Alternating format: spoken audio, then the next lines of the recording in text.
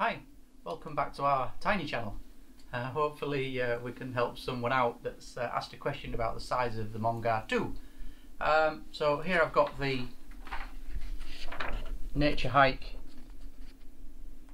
plan showing the dimensions that should be for this tent, and the dimensions that we mentioned in our review are actually different to this.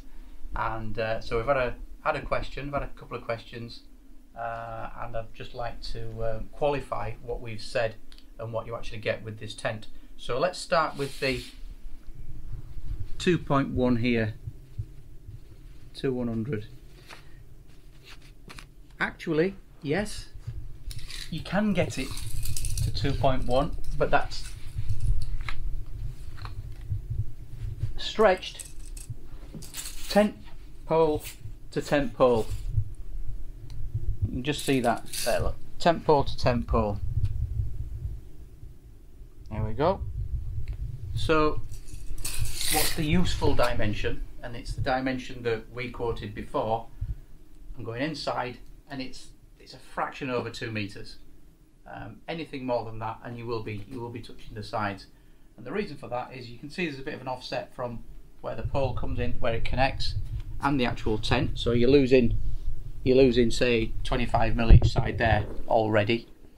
And although the tent is really, I love the way it's constructed, it does actually taper in on all sides a little bit. So I'm going to get the tape, I'm going to go inside and get the tape and measure the inside dimensions, which actually are the dimensions that we're all going to be bothered about.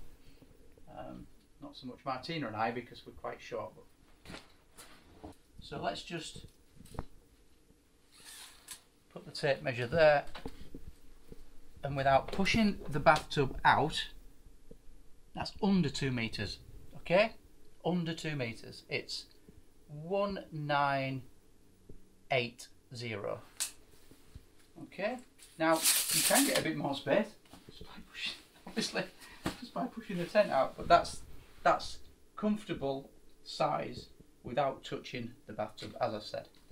Now while I'm inside, I just want to do the dimension here, because on the manufacturer's sheet on the plan it quotes 1350, and if I just get the tape out here and without touching anything,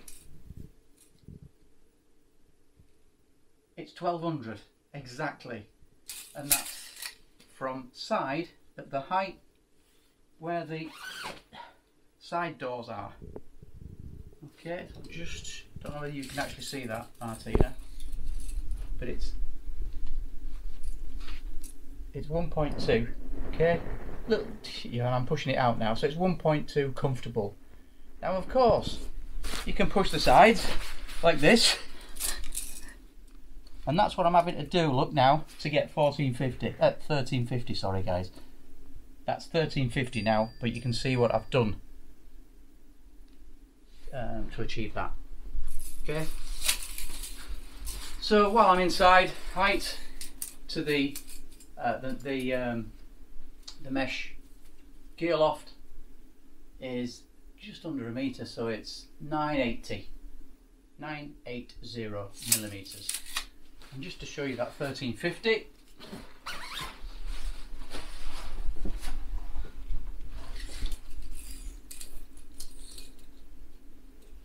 it is outside 1350. Don't have an issue with that at all.